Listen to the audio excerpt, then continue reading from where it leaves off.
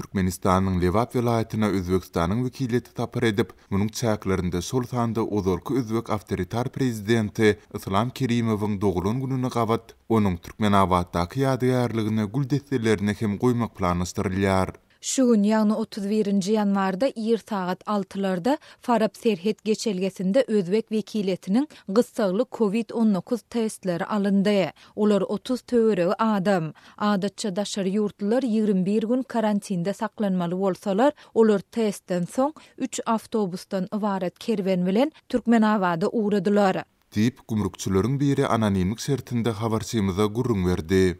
Ol tutuş giýje Serhet geçelgesinde uly taýýarlyk işleriniň geçirilendigini, şeýle-de delegasiýaly kerweniň päsgelçiliksiz Türkmenabada asmagy üçin Farab köprüsiniň hem yerli ilady üçin ýapylandygyny aýtdy. Yerli habarçylarymyz Özbek wekiletiniň taparynyň öň ýany 3 güniň dowamynda Lewabyň dolandyrys merkezi Türkmenabadda hem giň gerimli, sol sandy büdjetçileriň hem mejburi gatnaşdyrylmagynda ýowarlaryň geçirilendigini bellediler. Yerli häkimetler ýaşaýjylara delegasiýanyň gözüne görünmeli däl etdiler. Munyň bilen baglykda şäheriň iň iri gök bazary hem ýeşenme gününden bäri ýapykdyr. Şäheriň iri ýollary hem petiklendi. Türkmenabadyň esasy köçeleriniň ähli çatyrygynda polisiýa gözegçilik edýär. Jemgyýetçilik transport hereketi çäklendirildi. Hususy sürüjilere umuman köçelere çykmak gadagan edildi.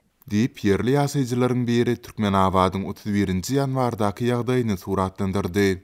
Özbek wekiletiniň Türkmenistana edýän sapary, şeýle-de onuň gün tertibi barada 31-nji ýanwarda yerli wagt bilen ikindini çelini ýurduň resmi mediasynda hiç hili maglumat berilmedi. Bu barada Türkmen Daşary işleri ministrliginiň web saýtynda hem hiç hili maglumat ýok. Emma Azatlyň Türkmenabadyň häkimligindäki bir çeşmesi taparyň çäklerinde delegasiýanyň bir näçe medeni detga baryp görmegine garaşylýandygyny, şeýle-de Türkmenabadda Özbekistan tarapyndan gurulyp ulanylmagy berilmeli 2 zawodyň düýbüni tutuş dawrasynyň hem geçirilmegine garaşylýandygyny aýtdy.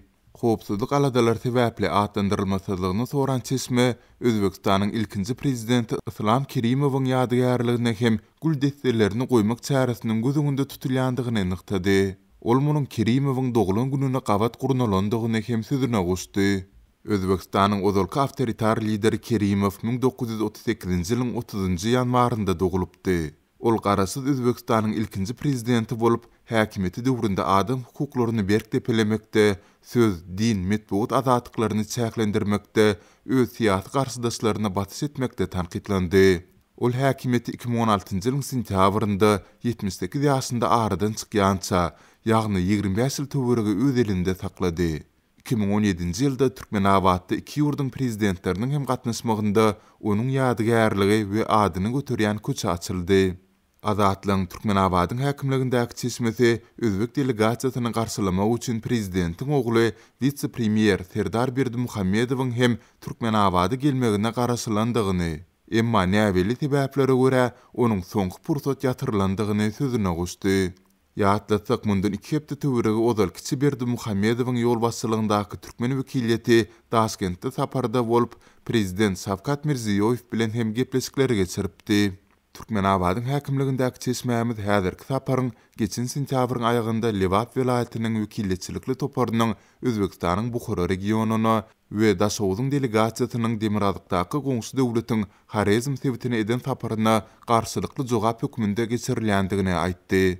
Saparyň dowamynda goňşy ýurduň delegasiýasynyň Türkmenistanda ýaşaýan etnik özbekleriň ýagdaýyny, olaryň ýüzbe-ýüz bolýan meselelerini gozgap-gozgamajykdygy aýdyň däl. Azatlyk radiosu ýurduň Daşowy we Lewap sebitlerinde ýaşaýan etnik özbekleriň pasport almakdaky kynçylyklary, işe ýerleşmekde duş bolýan meseleleri, şeýle-de özbek dilinde bilim berýän mektepleriň we metbuatyň ýokdugy barada habar berip gelýär.